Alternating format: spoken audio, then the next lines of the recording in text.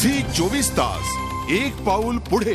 पारंपरिक ऊस लागवडीच्या पद्धतीला फाटा देणाऱ्या या अभिनव प्रयोगामुळे गोंदिया जिल्ह्यातील शेतकऱ्यांना एक अनोखा प्रयोग केलेला आहे। या प्रयोगामुळे त्यांचं साधारणतः 70 ते 75% उत्पादनात वाढ होणार आहे। पीक पाणीचे सहप्रायोजक बूम फ्लॉवर अल्ट्रा का कमाल, फसल बेमिसाल।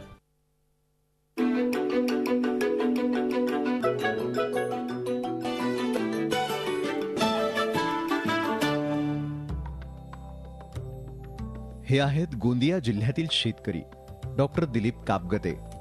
कापगते यांच्याकडे एकूण 10 एकर शेती आहे, मात्र त्यांनी 7 एकरावरती ऊसाची लागवड केली, तेही अभिनव पद्धतीनं। पारंपरिक ऊसाच्या लागवडीत ऊसाच्या मध्ये 4 फुटांचं अंतर ठेवलं जातं, मात्र त्यांनी ऊसामध्ये 8 फुटांचं अंतर ठेवून या अंतरावर ऊसाची लागवड केली आहे। या पद्धतीमुळे त्यांना ऊसावर पडणाऱ्या रोगाबद्दल माहिती तर मिळतेच, सोबतच ट्रॅक्टरही या 2 ओळींच्या मधून घेऊन जाता येतो। हे जोड पोड पद्धतीने लावलेला आहे ऊस। त्याच्यामध्ये 5 जातीचे ऊस लावले, 5 जातीच्या प्रकाराचे ऊस लावले आहेत। त्याच्यामध्ये 265, 671, 86-032, 94-012 आणि 419 ह्या प्रकारचं ऊस लावलेलं आहे।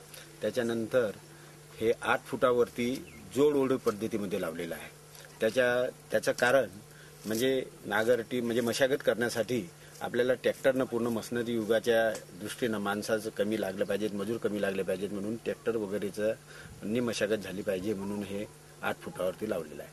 पूर्वी जे ऊस लागवड होत होती ती 3 फुटावरती होत होती, त्याच्यानंतर आता 5 फुटावरती।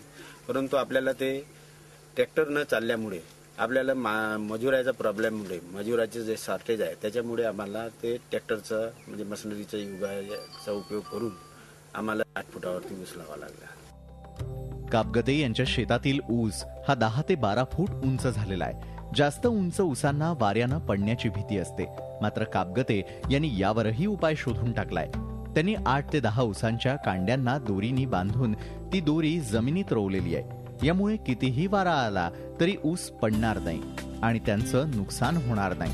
त्यांनी मागील हंगामात एकरी 40 टन ऊसाचं उत्पादन घेतलेलं होतं, मात्र यंदा तेच उत्पादन हे या प्रयोगामुळे एकरी 70 ते 75% वाढेल अशी अपेक्षा त्यांनी व्यक्त केली आहे। पारंपरिक पद्धतीमध्ये जे आम्ही ऊस बांधतो साहेब, त्याच्यामध्ये खालचे पानं काढतो, त्याच्यामध्ये जे खालून हवा येते ते पूर्ण जे असे हवा आहे की बुंदा राहते, पाला काढल्यानंतर तो मोठा होते, त्याची हाईट वाढते आणि जो ऊस बांधला नाही तर पडतो, त्याला जे 2-3 जोड मिळून 2-3 ऊसाच्या जोडी मिळून बांधावं लागते।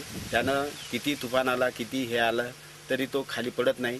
खाली पडला समजा तर त्याच्यामध्ये उंदीर आहे, कोल्हा आहे, हे रानडुकरं आहेत, हे त्याचे नुकसान करतात। मला इथं 70 ते 75 टनेज पर्यंत प्रति एकरी जायला पाहिजे।